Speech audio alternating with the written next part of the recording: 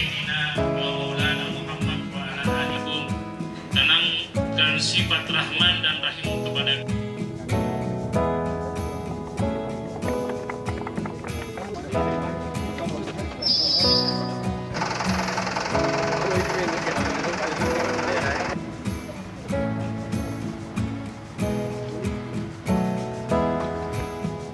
Alhamdulillah, wasyukurillah bahwa pagi ini kita rencanakan melakukan serpas Polres Baru dari Polres Baru nanti, kemudian itu langsung ke desa-desa. Kemudian nanti dari PAM TPS di situ melekat, dan dia tidak akan bisa berpisah, tapi harus dia melengket terus sampai ke TPS-nya.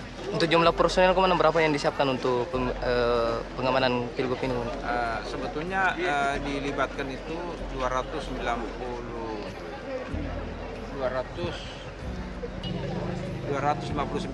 yang lainnya itu ada padal, kemudian ada ongkol. Kemudian jumlah TPS yang harus dijaga sebanyak 423.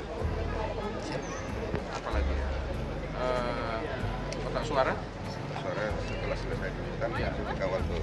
Ya. Jadi setelah itu langsung setelah pemungutan suara itu langsung ke kecamatan dulu direkap. Dua DPT ada juga sesuai dengan